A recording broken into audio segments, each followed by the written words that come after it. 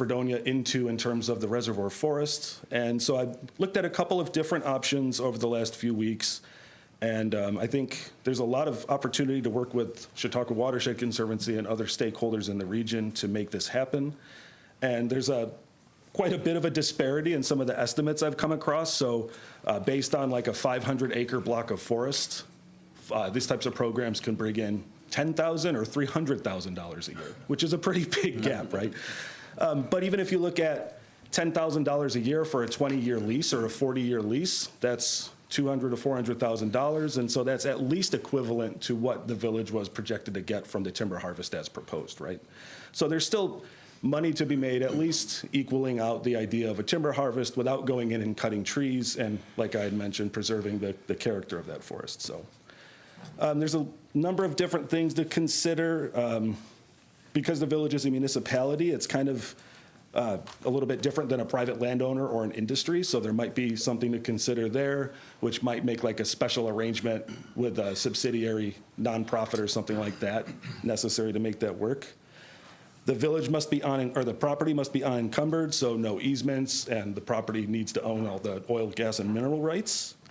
And there can have been a timber harvest in the last 10 years or so on record, which I don't think this property has had. There's also, final thought before I'll maybe turn it over and let Tuan talk about anything he wanted to talk about. The village also has the opportunity to purchase additional forest lands and enroll them in this as well and kind of grow that revenue stream over time. And so I think this is a good opportunity to pursue. I don't think it's going to be something that's super quick and super easy. It'll take a lot of time and energy to make that happen, but the end result would position the village as a leader in the region. There's nothing like this going on in Western New York. And I think it would be a great opportunity to bring revenue to the village while protecting a really important chunk of forest in Western New York. So that's what I have to say about that. Stick with it.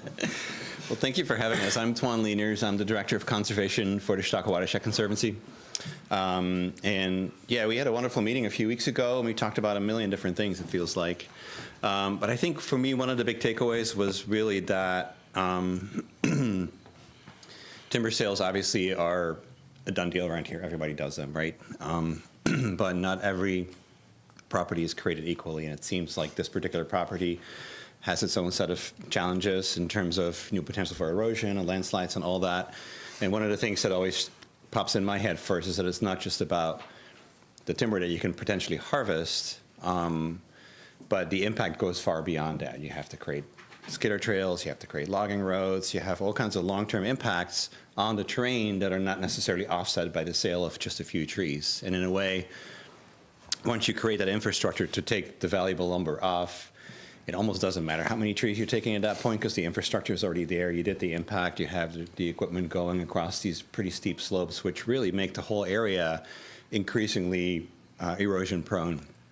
Even if you would reseed these skidder trails right after, it takes some time before the vegetation grows in. You get a big rainstorm at the wrong time. All the sediment, all the mud will just slide down the hill and ends up in your reservoir. So I encourage all of you to think a little bit more long-term in terms of beyond the sort of short-term gain, financial gain of a timber sale, and think about what you could potentially do with this property in the long term. And I'm sure there's been conversations before about recreational uses and all that.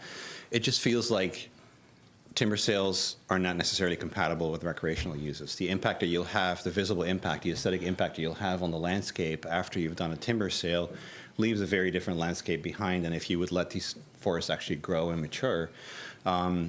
Thinking about recreational trails going through the property, for example, being able to use the water resources for kayaking, canoeing, paddleboarding, whatever.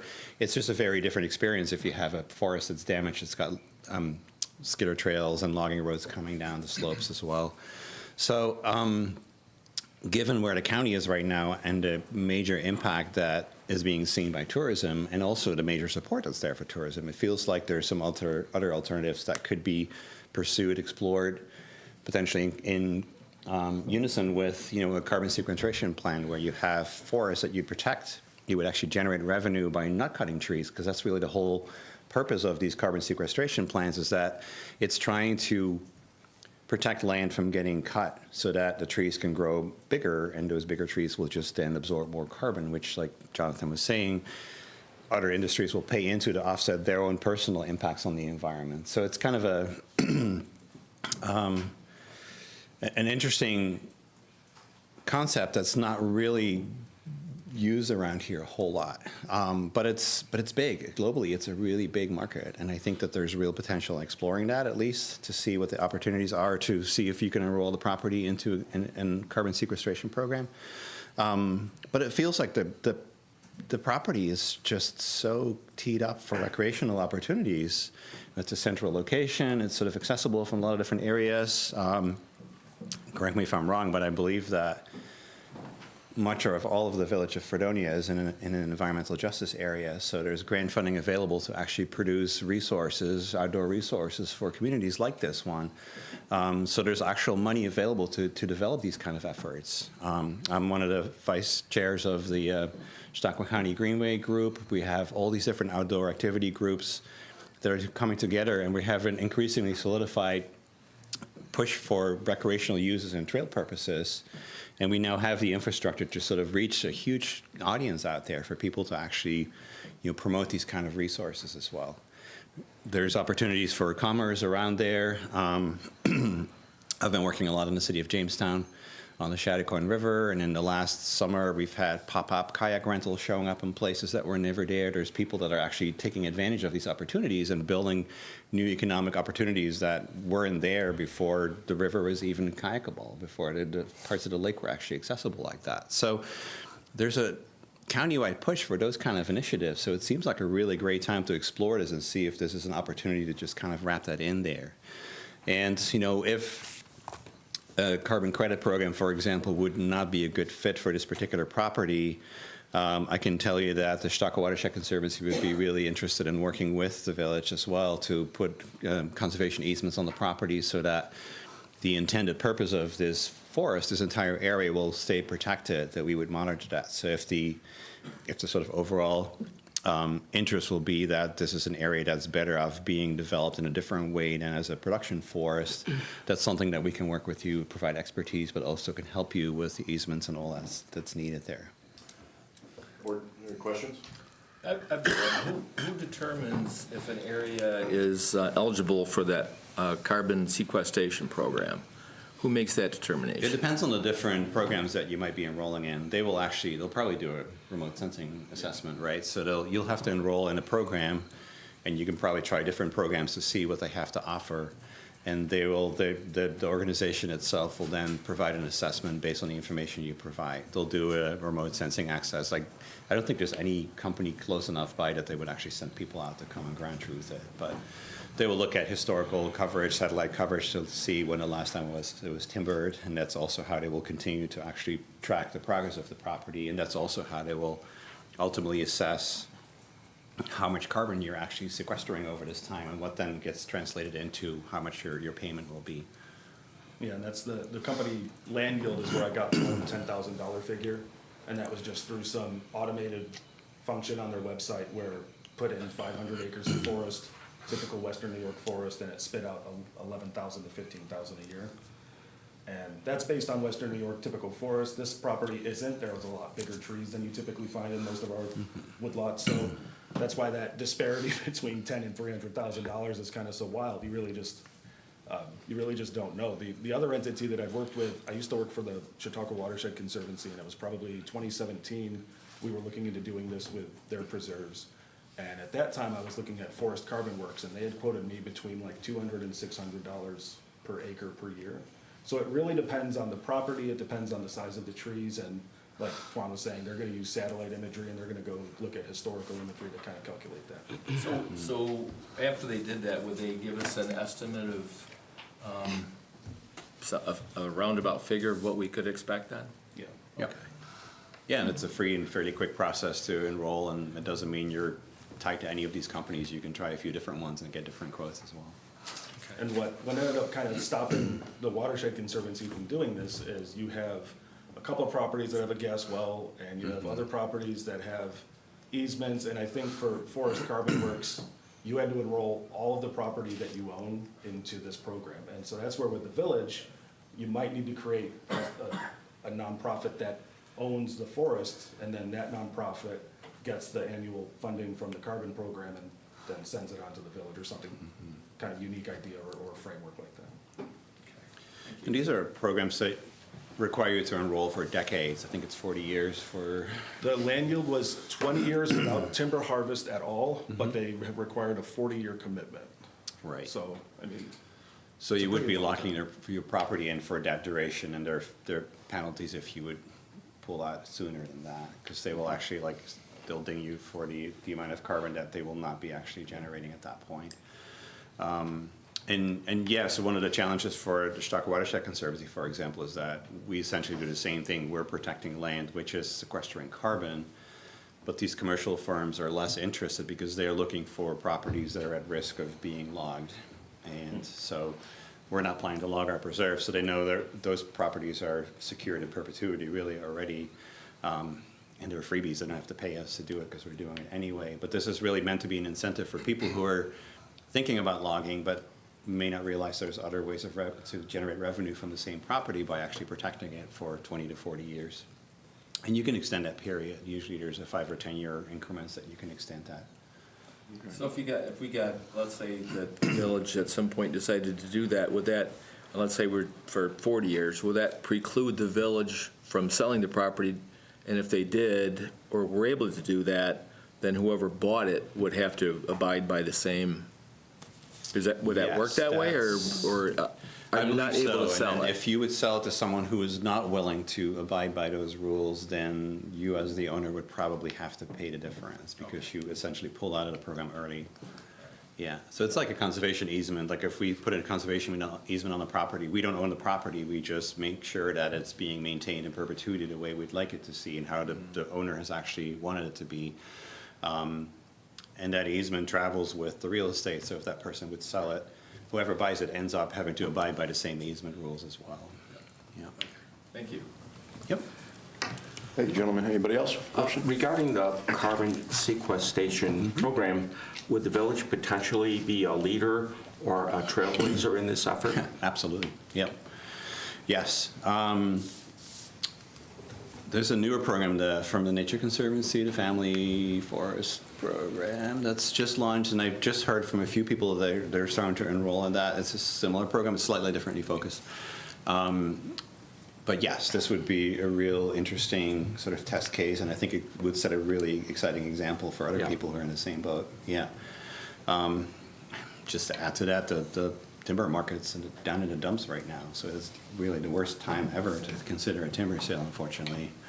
So just one more thing to keep in mind too, like those markets definitely fluctuate just as much as the carbon markets do as well, but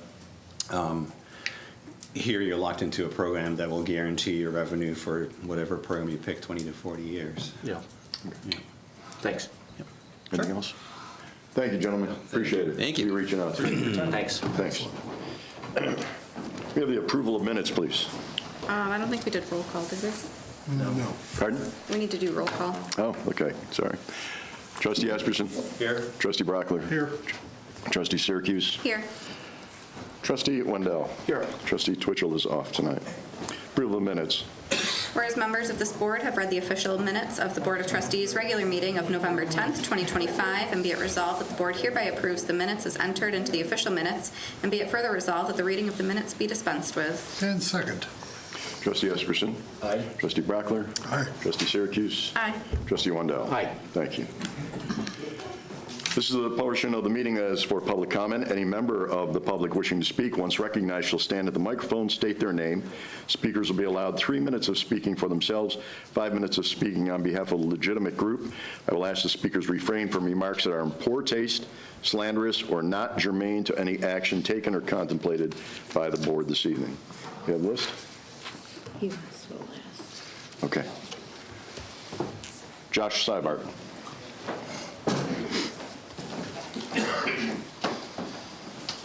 Good evening. I work at the DPW here as a former police officer here at the department. Looking over the agenda for tonight, I see they're hiring Mr. Bird. Mr. Bird, I have no issues with you whatsoever. It's just the qualifications I'm a little curious about. It says a minimum of 6 years of experience in that, and I'm pretty sure he works as a salesman, so that there's nothing there. So I'm just, I mean, listen, I understand you guys are trying to get rid of our department slowly and, you know, merge with Pomfret. I get it. And I don't know. I don't know what to say anymore to you guys. We've done everything we can. We work our butts off. We've had holes collapse on us. We're up in the pouring rain, snow and all that. And we just, you know, we do our job. And just, I don't know. I don't know what to say. Our former boss, you know the issues with him. And it just seems there might be a continuation of that. I don't want that anymore. I just want to go and do my job and go home with my kids. That's it. And this has got to stop. But that's my piece. Thank you. Mark Twitchell.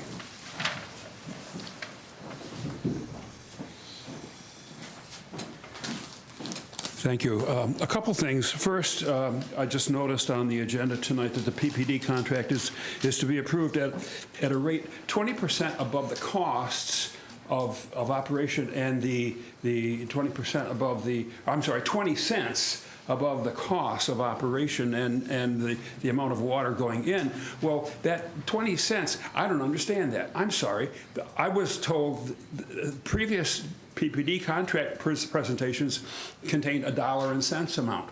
And of course, a lot of people, other than myself, objected to the fact that we in Fredonia were paying twice what the county residents were paying for the services that we have to maintain. So I'm hoping that somehow this resolution can be explained so that we understand what the rate to the county is going to be. And the other thing relates to our Department of Public Works. I see that a name has already been put forward. I should hope that this board considered the following things. I should hope that the person chosen has taken and passed all required examinations for supervisor's job title. I should hope that previous experience has been logged working with a DPW, not necessarily ours, but some experience working for a Department of Public Works. I would hope that this board had looked at the possibility of licenses that the new supervisor would hold, such that the new supervisor could operate all equipment in the department, especially in our short-staffed situation. I would also hope that our Board of Trustees has considered that the new supervisor of the DPW has knowledge of the village's water distribution system, especially if we are to integrate new distribution infrastructure with the village water improvement plan. And lastly, perhaps most importantly, I hope that you all have considered that the new person has a temperament, has displayed a temperament to lead with the respect of the workers and promote a high level of department morale. Thank you. Thank you. Catherine Nelder.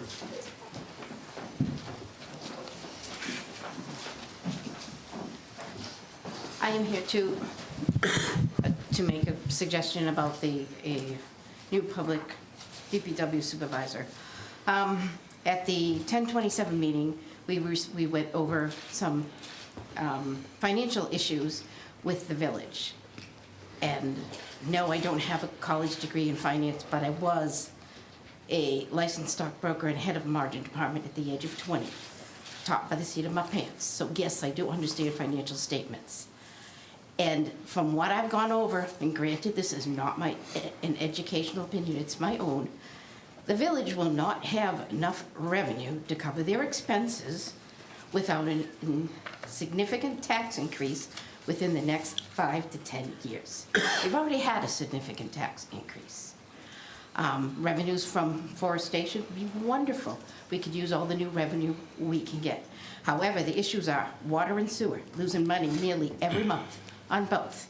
The other issue is the union contracts, the COLAs, the benefits. They go up every year, and it's going to get to the point where we can't afford to pay them, especially where they're allowing police and fire department to retire at 55. Yes, they are heroes. They deserve everything they get. However, since the rest of us who were born after 1960 can't retire till 67, I think 59 would have been a more appropriate age to put through the contract. But those contracts have been signed.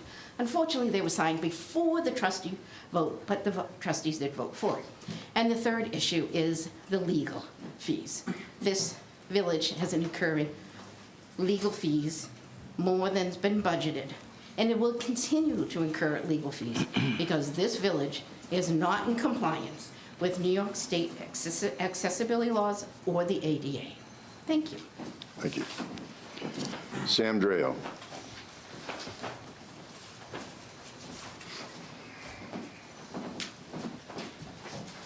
Thank you, Mayor, Board. I have some concerns. I'm going to address all my concerns to the proposed PPD sewer district. I haven't had much time to look at it, but I found some major problems with that contract. Did our attorneys review this contract? Of course they did, Sam. Our They review attorneys- Every contract we sign. I don't know whether you did or not, so I'm asking the question. Don't be sarcastic. I'm not, I'm just telling you, every contract we sign, they Yeah. reviewed it and get. The ones in approved it. Buffalo, not the county attorneys, The county attorneys, yes, and our attorneys in and Buffalo. our attorneys. Okay. Yep. Well, there's some major issues with this contract, and I'll just mention a few.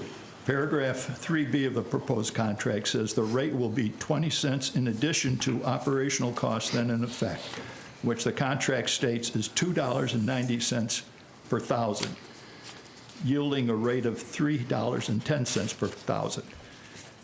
The rate now in effect for residents is not $2.90 per thousand stated in the proposed contract. The new rate that's been enacted for the villages is $8 per thousand. So that needs to be corrected. And what impact that has on the cost, I'm not sure. But the new rate to the district would be $3.10 per thousand gallons of treated wastewater compared to the village residents rate of $8 per thousand. So we're charging outside users $3 per thousand, and our residents are being charged $8. This discount to the district is 61% discount from what is charged village residents. In effect, the village residents are substantially subsidizing the PPD's district costs by giving the district a 61% discount from what village residents pay. How much money is the village losing by this discount? According to the records of flow from the district to the village plant, there were 6,654,000 gallons into the village plant this past quarter, and the bill to the district was $20,947. If the district was paying the same rate as the village residents, $8 per thousand, the bill to the district would have been $53,232. The $3.08 per thousand proposed new rate is agreed upon by the village. If that's agreed upon, the village will lose approximately $32,000 per quarter. Assuming the same rate flows, the village will lose $130,000 annually by the 61% rate reduction. With the 61 rate reduction, the village will lose over the 5-year period of the contract $654,700 over a 5-year period. With this, you're subsidizing an outside user. The proposed contract, new contract, is even worse for the village as it grants an even larger discount from the village rate. The former discount to the district was 50%. The proposed contract will increase the 50% former discount to 61% discount. This discount rate results in village residents significantly subsidizing the district. Hey, Sam, that's him, but if you can come in with that with me and sit down with me, I'd be happy to meet Be glad to with do you. that, Mayor. Thank you. The proposed But, contract. Sam, we went over our 3 minutes. Okay. Thank you, sir. The proposed contract refers to the rate to pay for operational costs. However, there are capital costs such as debt service, engineering fees, and legal costs that need to be included. Paragraph 4 of the contract states there will not be a rate increase until the county approves a rate increase, even if the local district board, the PP district, approves it. The village needs to have the absolute right, whenever it feels necessary, to increase its rates to the district when it needs to do so. Sam, it's a very big contract, and I'll be happy to go letter by letter with you and another member of the village at another time. I'd be glad to do that, Mayor. Okay, but right now, Sam, you know the rules. Yeah. Okay, so we've had our 3 minutes. Well, I have And we three. appreciate I have it. 3 very important statements I need to complete and take about 30 We seconds. have a lot of very, I'll give you 30 more This is seconds. an Sam. important contract, It Mayor. definitely Don't is cut me contract. short on it.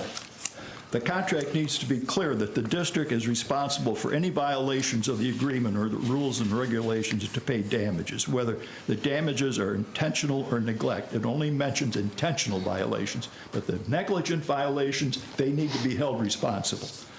The agreement needs to be carefully reviewed and discussed before adoption, and the resolution should be tabled. The village residents and taxpayers should not be subsidizing the PPD district by giving a 61% rate reduction to an outside user. At the least, the district should be paying the same rate as village residents. If the village, my question is, Mayor, if the village joins the North County Water District, will the County Water District grant the village a 61% rate reduction for the water sold to the village? I ask that question because you're giving a 61% rate decrease to the outside user. It's costing us a lot of money, so it should work both ways. They should give a discount to the village for the district water that we purchase. And we'll negotiate that. It works both ways. This closes the portion of the public meeting, and will lead to correspondence. Thank you. Correspondence dated November 13th, 2025 was received from Fire Chief Joshua Myers requesting Kimberly Hitchcock be added as an associate member of the Volunteer Fire Department.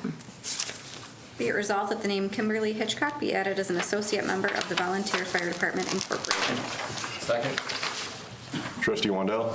Aye. Trustee Brockler? Aye. Trustee Syracuse? Aye. Trustee Esperson? Aye. Thank you. Correspondence dated November 17th, 2025 was from Police Officer Aaron Riffergato was received resigning his position with the Village of Fredonia effective December 3rd, 2025. Be it resolved that the resignation of Aaron Riffergato from the Village of Fredonia Police Department effective December 3rd, 2025 is hereby, I'll say reluctantly, accepted. Second. Trustee Esperson? Aye. Trustee Brockler? Aye. Trustee Syracuse? Aye. Trustee Wandel? Aye. Thank you. I'm going to keep my mayor's report short today. I want to thank DPW for the great job they're doing on our Christmas decorating. And they were working on the building today. I see that a lot's been accomplished.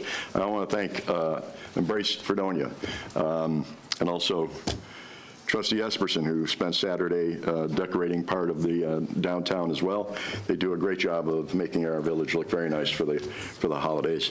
Would also like to congratulate the White Inn on their first anniversary. And we are going to, starting with the new year, be recognizing long tenures, if you will, of businesses in the community that have been here for a very long time. We're very fortunate. Trustee committee reports. Trustee Brockler. Nothing at this time. Trustee Esperson. Just a few things, and I do have a statement to make to Mr. Seibart. If Mr. Byrd was not qualified, civil service would not have allowed us to interview him. They found him completely qualified for the job. On the 13th, we participated in negotiations with the union, the fire union, and the mediator, after which we conducted interviews for the DPW supervisor position with Trustee Brockler and the treasurer. On the 18th, we met with the mayor, the treasurer, and David Felt to discuss the contract, PPD contract, and the consent order that we were sent from the Department of Health. And that's all I've got. Thank you. Trustee Syracuse. I also would like to thank the Village DPW and Embrace Fredonia for the holiday decorations and everything that they've done over the last few days. It looks great downtown. Embrace is a non-for-profit. They're able to do all of this through fundraising, so if you would like to support them in helping our village look as great as it does, there's a holiday trivia night at 7 p.m. this Saturday at 64 on the Rocks. It's a good time, so get a team together and come start off the holiday season, and that's all I have to report. Thank you. Trustee Wandel. Thank you, Mayor. Chronological order, 6 points here. Thursday, November 13th, I met in the trustee's office with Treasurer LaBelle and Trustees Esperson to interview 3 candidates for the position of the Village of DPW Streets Department Supervisor. A total of 3 candidates were interviewed. On Thursday, November 13th, I attended the North County Water District monthly meeting in Dunkirk Town Hall. I was in attendance along with the Chautauqua County Department of Health representative and the Water District Board members. Topics include the proposed Pomfret Water Tower and the water loss and billing concerns with major industrial accounts in the district. In consideration were enforcing water meter replacement or alternatives to provide higher accuracy of water flows to industrial customers. On Friday, November 14th, I met with David Felt at the water treatment plant along with 2 representatives from Wendell Engineering to discuss Wendell's potential provision of engineering services to align with the recent EFC grant from New York State for a capital investment project at the plant. 4 points here. Wendell Engineering was the only response to the village RFP for posting, which is now closed. Wendell has worked with the water treatment plant, wastewater treatment plant numerous times in the past and has a thorough knowledge base of the plant processes.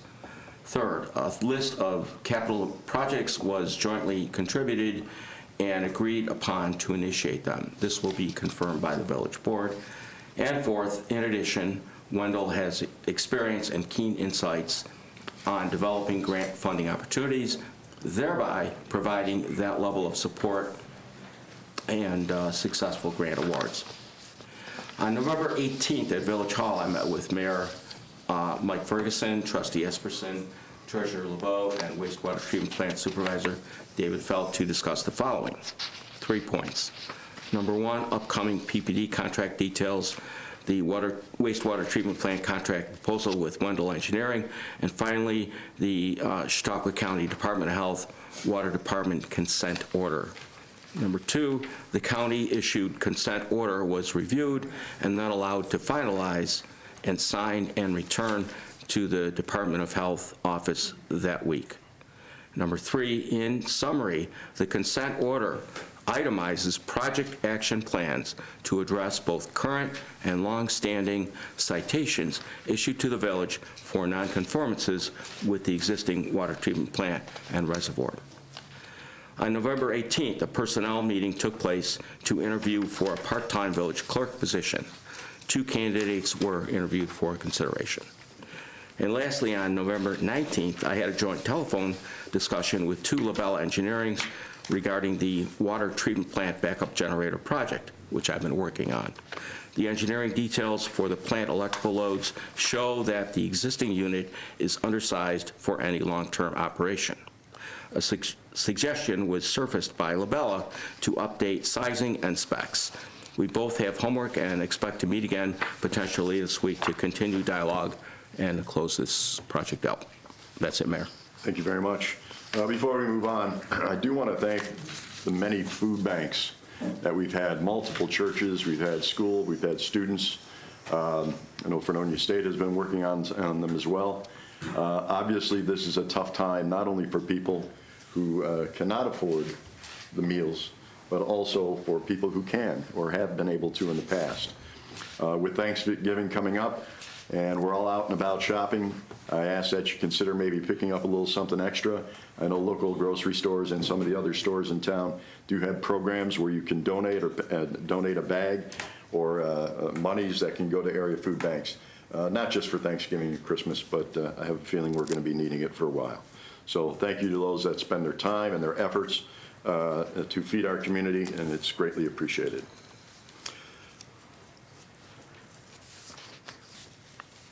Okay, there's no place here. Sorry about that. Pardon? You go right ahead. The October 2025 Treasurer's Report. The general fund has a net income of $2,628,660, which is $1,638,736 more than last year at the end of October. The income is up $1,582,453 for a total of $6,046,751 from last year at this time. Expenses are down $56,283 for a total of $3,418,991. The water fund revenue for the end of October was $55,571, higher than last year, for a total of $932,292. The expenses for water fund are up $166,694 from last year at this time, for a total of $928,618. The net income for the water fund is $111,123. The sewer fund has a revenue of $727,498 at the end of October, which is $35,281 more than last year at this time. The expenses for the sewer fund are at $834,829, which are $35,726 lower than last year at this time. The net income for the sewer fund is negative $107,331. $71,006 higher than last year at this time. That's it. Thank you. I have a fire department report for the month of October 2025.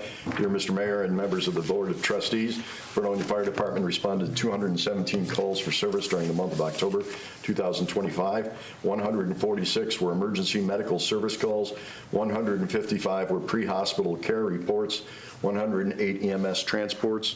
Total advanced life support assessments, 155. Total advanced life support treatments, 64. EMS mutual aid responses, 5. Simultaneous EMS calls, 45. EMS billing summary, $52,421.77 collected through EMS billing, and $4,904.08 assigned to our collection agency for EMS billing.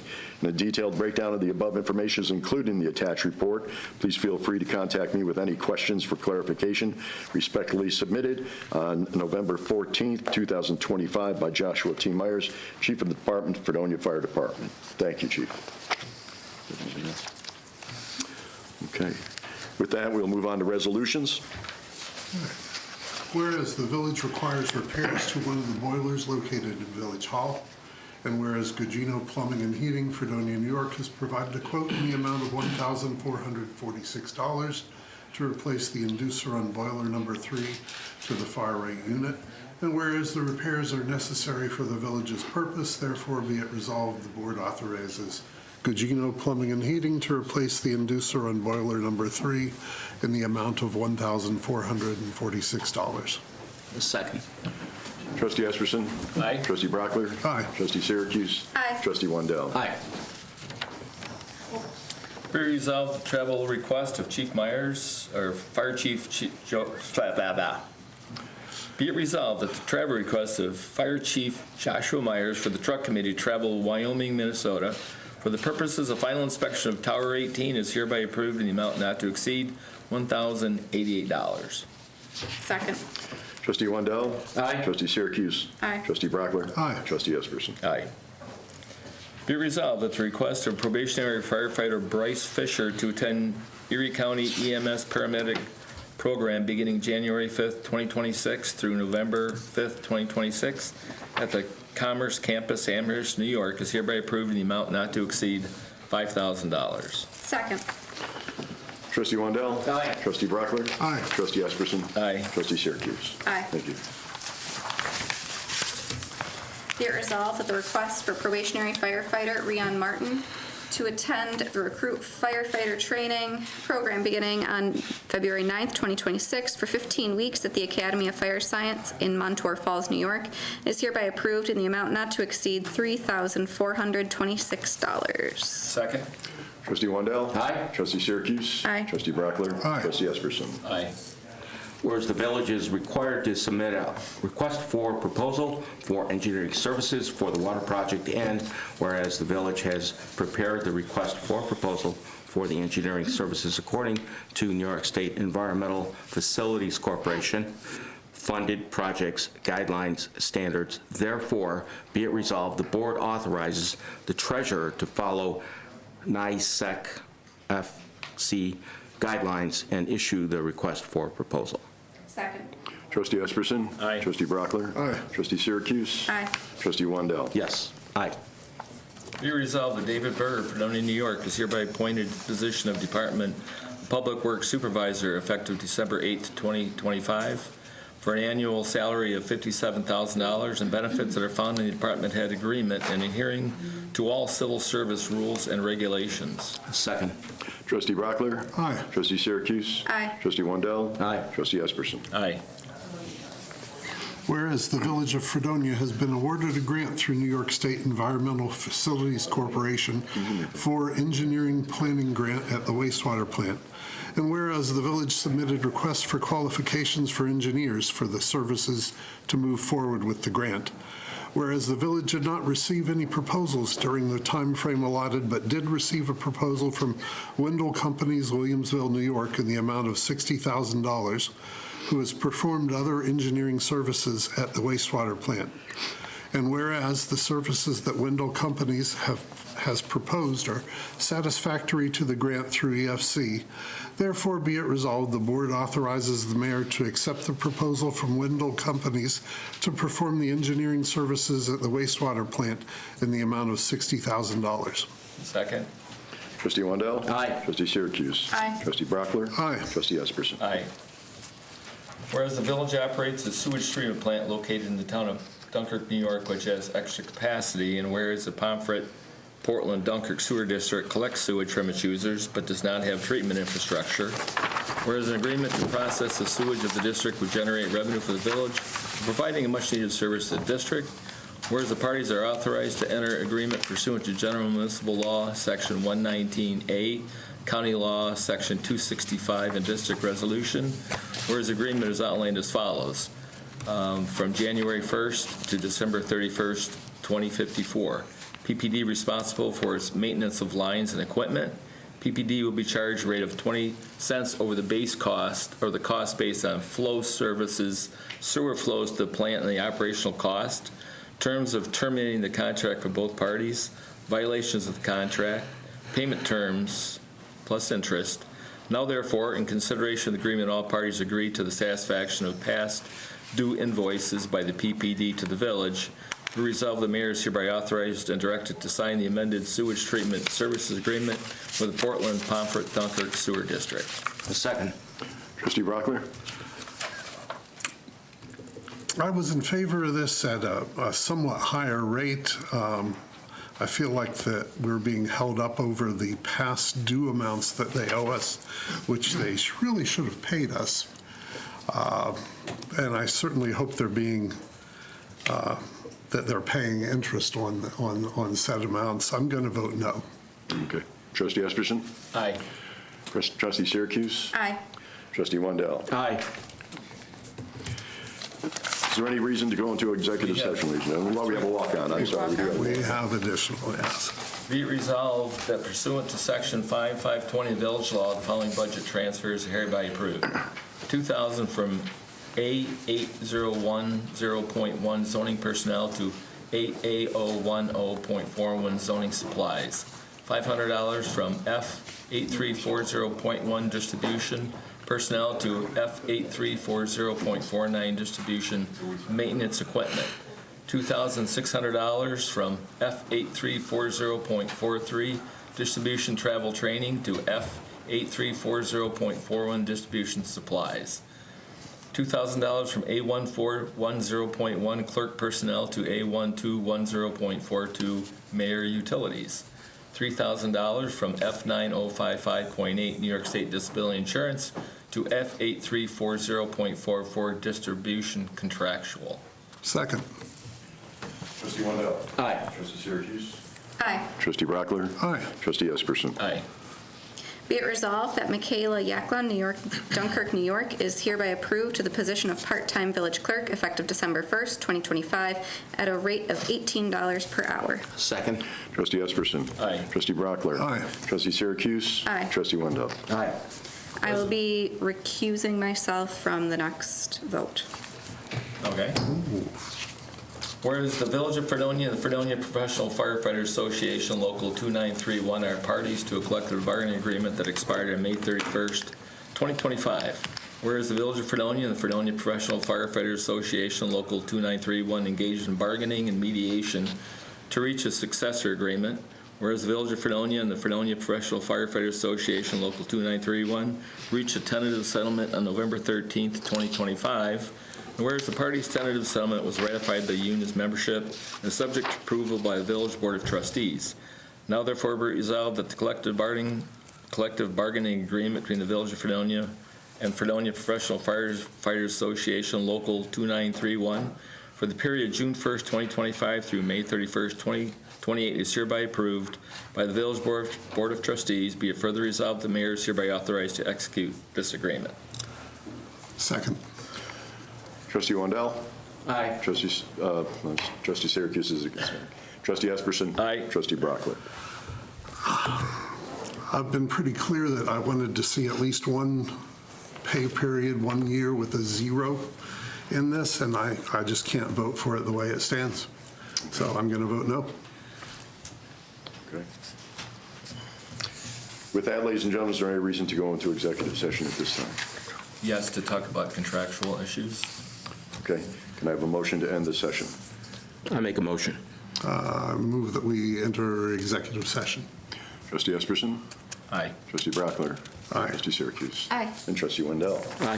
Thank you, ladies and gentlemen. The next meeting of this Village Board of Trustees will be a workshop. It will take place on Wednesday, December 3rd, 2025 at 9 a.m. The Board of Trustees meeting on December 8th, 2025 at 6 p.m. in this very room at Village Hall. Ladies and gentlemen, we wish you and yours a safe and happy Thanksgiving, and we look forward to seeing you again shortly. Thank you. Mr. President, would you mind to please sign? Certainly.